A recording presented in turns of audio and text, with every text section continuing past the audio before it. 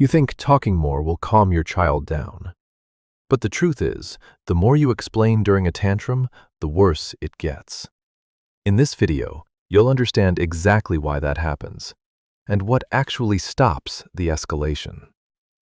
Your child is on the floor, crying hard. You stand over them, saying, "Calm down," while explaining everything they did wrong. You can feel it's not working, but you keep talking anyway. It's not because you're impatient. It's because you're choosing the wrong moment to teach. I'm going to show you what is actually happening inside your child's brain in that exact moment, and why one simple phrase can stop the escalation instead of feeding it. Your child is screaming in the middle of the living room. Your natural instinct is to stand over them and explain why they need to stop. But the more you talk, the more they escalate. That's because right now, your child's logical brain has completely shut down. You are trying to force language into a system that is no longer processing information.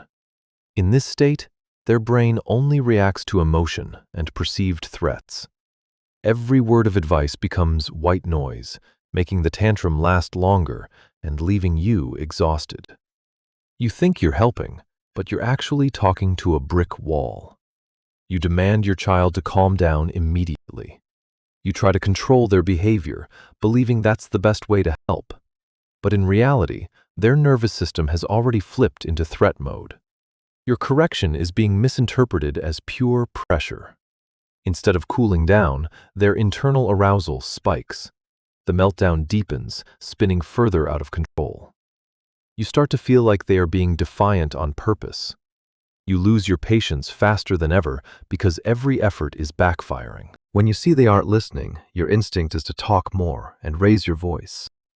You repeat the same demand over and over, hoping it finally clicks. But this pressure only pushes their nervous system into constant overload. Without a single signal of safety from you, their brain finds no way out. The tantrum escalates, from crying to screaming, to a total loss of control. Why does it only get worse the more you try to fix it?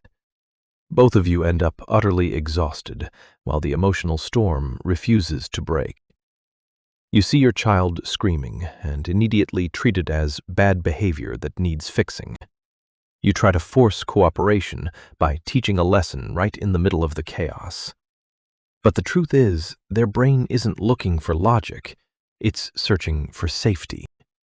Without safety, there is no emotional regulation. The behavior you see is just a symptom of a brain in distress. You are fixing things in the wrong order, which is why every lesson fails. This pattern repeats every single day until you shift your focus.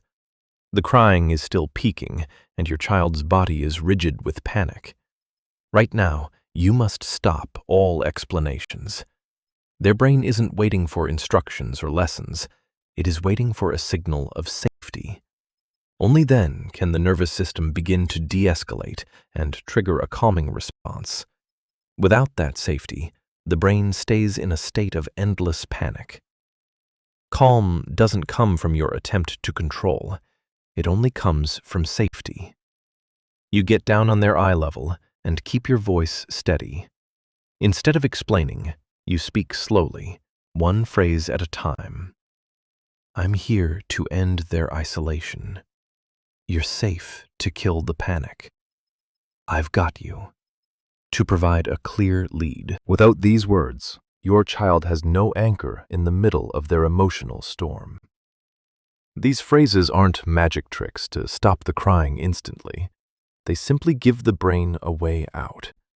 You lower yourself and speak slowly without adding more words. Before your child even understands your language, they are reading your energy. Your calm state begins to mirror onto them. This is how a real association with safety is built.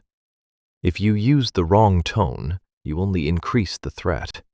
Adding more words only leads to another overload. You cannot force calm. You must become it. You don't calm a tantrum by controlling behavior. You calm it by giving the brain a way back to safety. Reactive parents try to stop the noise. Aware parents change what the child feels underneath it. Regulation doesn't start with what you say.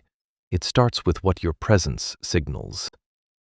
Next time your child melts down, notice your first instinct. Is it to correct or to connect? If you want to understand what your child's behavior is really asking for, stay here. They don't remember your words first. They remember how safe they felt with you.